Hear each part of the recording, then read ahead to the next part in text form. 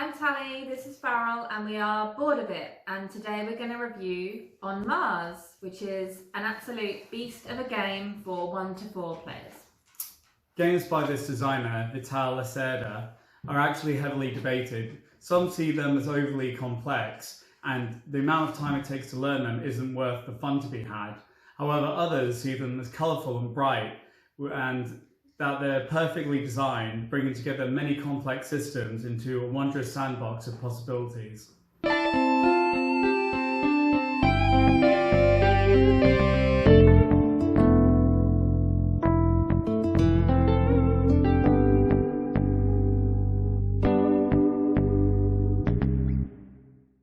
You will take the role of a corporation, and your main goal, besides from getting the most victory points, is to contribute the most to the colonisation of Mars. You will send your Mars rover and robots across the planet to discover locations and build your colony. Then you'll develop technologies and hire scientists to build bigger and better colonies, hopefully becoming self-sufficient with no help needed from off-planet. You'll get one main action on your turn and then one secondary action. You'll trigger the end of the game with a combination of building a thriving colony or completing these mission cards. And the mission cards are just generally taking a specific action a number of times between all the players.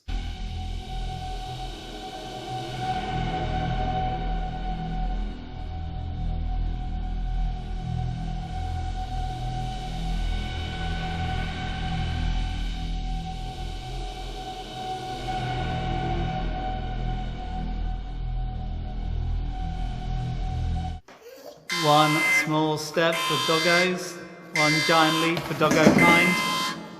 On Mars came to our attention because it's already in the top 100 games on Board Game Geek, despite only coming out within the last year. So we wanted to see what all the hype was about. And having now played it, we can totally see why it's in the top 100, and we wouldn't be surprised to see it climb even higher up the rankings. It's actually a hard game to fit into a category. And this is because there's a lot going on, it's very complex. But there's definitely some resource management, it's definitely a strategy game, and in fact, in a lot of ways, it's like terraforming Mars in that you're going to be filling up this board here with the little hexes that represent colonization. But at its core, it's just a worker placement game with a twist. You have an area on your player mat called the living quarters, where your colonists live. And next to that, you have another area called the working area. Almost every action you can do on the board will be circled in red or in teal, and sometimes both will be circled, such as over here. Red actions are pretty similar to classic worker placement, where you'll have to put a worker next to the action you want to take. Teal actions do not cost a worker, but for every worker you send from your living area to your working area, you get to repeat that action. You can only use workers from your living quarters for actions. Workers in your working area are considered spent workers. This is actually a pretty interesting twist on classic worker placement, and we like it.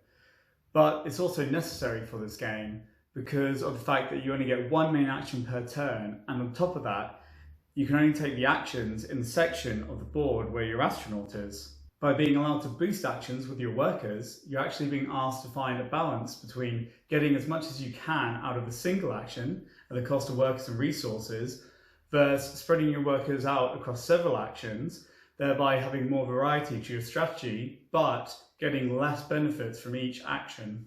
The game board is split into two sections. One is in orbit, and the other is the colony on Mars. And in each section, you have different actions available to you. In orbit has more preparatory actions, such as collecting resources, improving your technology, or researching new actions. The colony is really the meat of the game, because as time goes on, you'll become self-sufficient and may not even bother going back to orbit. Here is where you colonize Mars, and most of the actions are focused around building or using the technologies you gain from orbit. To get back and forth, you'll be taking the shuttle, which moves between the two sections of the board at the end of each round.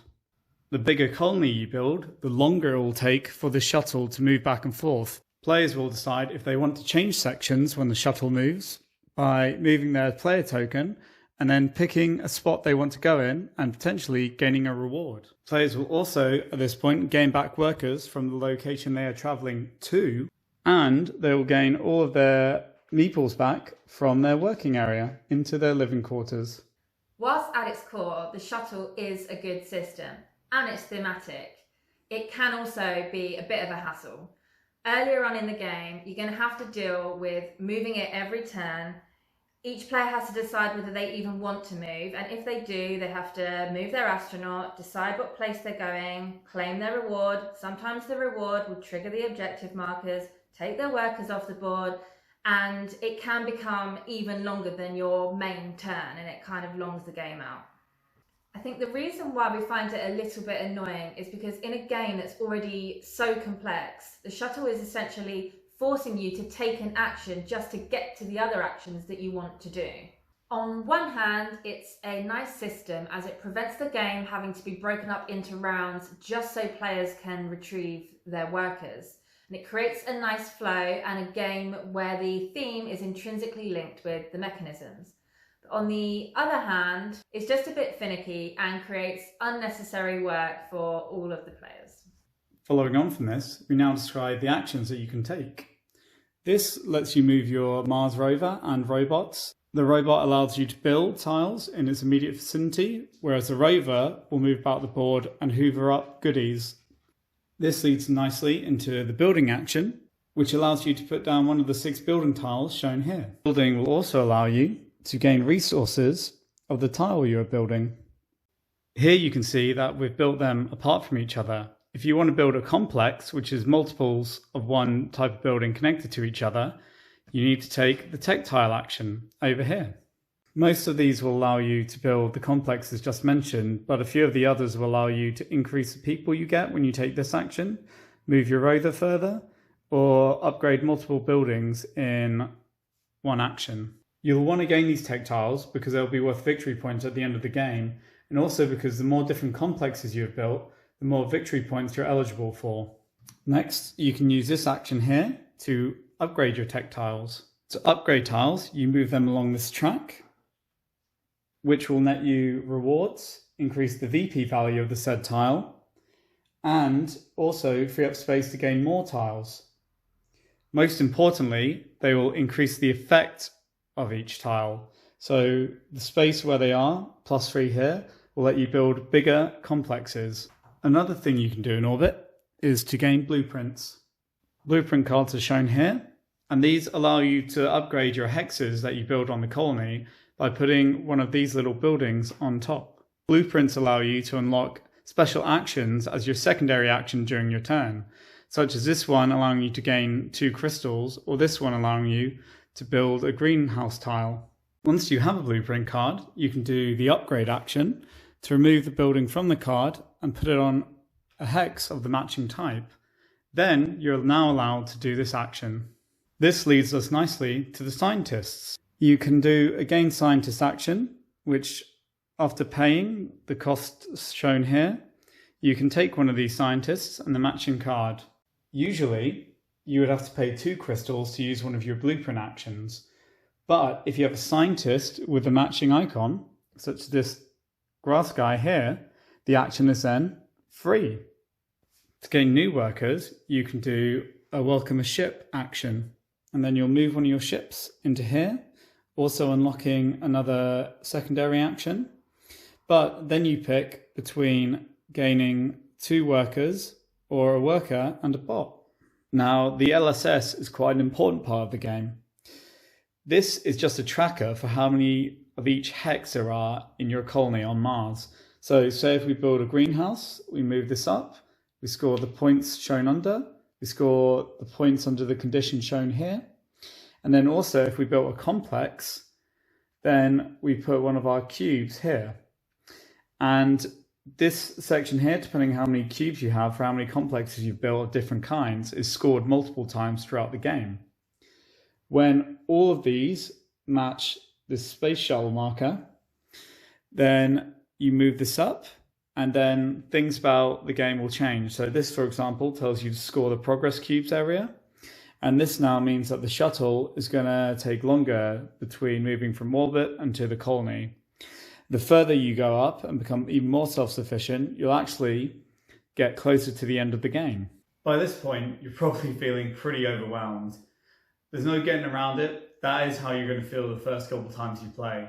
I don't think the rulebook ever left my hand the first time we played, except to look at the reference rulebook. This is by far the heaviest game we've played, and even multiple games in, it's still really hard to keep track of every system. The actions you do aren't particularly difficult to understand, but how they link in with each other is, and combining that with having to move from one side of the board to the other will make your head spin.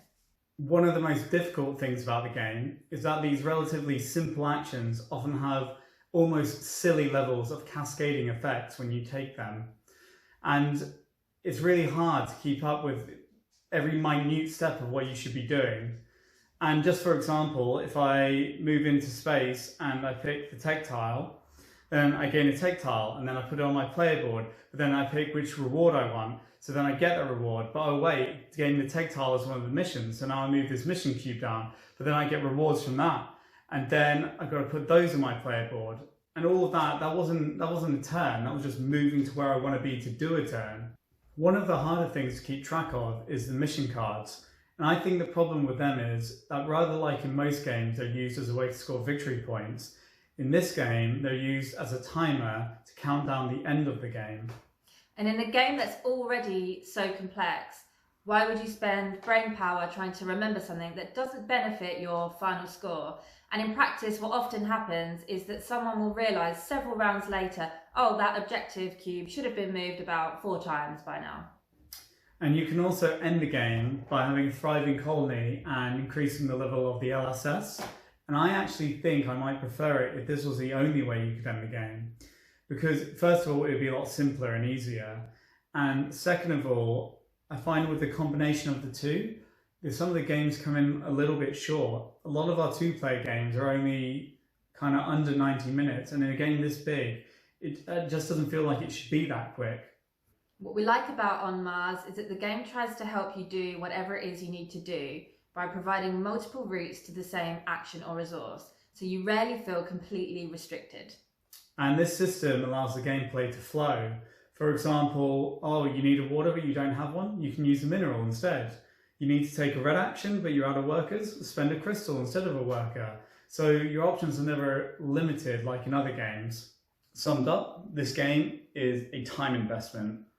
If you buy this game, you're going to have to commit to getting it on the table multiple times, ideally within the first week. The complex systems and design choices mean that the game will only pay off after you invest time in it, which obviously means this game won't be for everyone.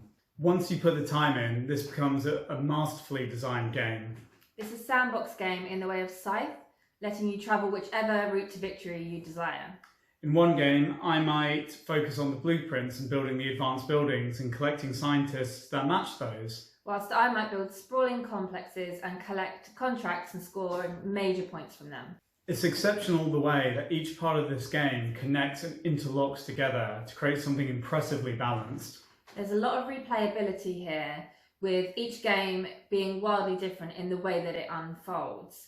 It's an interesting puzzle to try and figure out how to make your colony the best. The pleasure of this game comes from watching your colony grow as you simultaneously unlock further actions. This allows you to be self-sufficient and do any action you desire, which then allows you to attack the problem as you see best. Furthermore, the game never permanently locks you out of what you want to do. Somebody take the greenhouse tech tile, you can still use it. The owner just gets a small reward. Or if you have a scientist but your opponent has the matching blueprint, you can still use it. It becomes a system of no player left behind, where players can do what it is they want and what makes them happy. This means that no player ever has to just spend their time counteracting what another player has done, or racing towards something that then another player gets just before they do, and then they have to be annoyed about it. This is an expensive game, no way getting around that, but we would actually argue it's worth it. The components are incredibly well done and maybe the best we've seen. The player tokens are wooden and customised, and the cardboard tokens are sturdy and durable. And the art design of the board are just a pleasure to look at. In terms of the gameplay as well, you could argue that the design that's gone into it and the complexity are also worth the price tag. We're going to do our quickfire review comments. This game is beautifully designed in every aspect, from art to components to gameplay. It will be difficult to learn and it will require you to put the time in. However, games are surprisingly short once you've got to grips with it. There is high replayability due to the sandbox nature of On Mars. Also, it doesn't really change at different player counts. You get the same excitement from 3 or 4 player games as you do at 2 players. It's fun to explore Mars with your robots and make the best colonies. They really nail the theme. They made some questionable design choices, with a lot of things adding to the complexity without being worth the hassle. There's almost too much to keep track of, with insane domino effects occurring from simple actions. The choice to end the game with mission cards I find a bit arbitrary and unthematic. If the point is to build a thriving colony, I don't see how having a few extra robots signifies that Mars is complete. I feel like we spent a lot of time discussing the complexity, but at the end of the day, it can be learned and it is a fun game. It's a great play how you want to play game, and you get a real sense of progression from watching your colony develop and grow. Whilst it's not for everyone, we do really recommend it. Bye bye.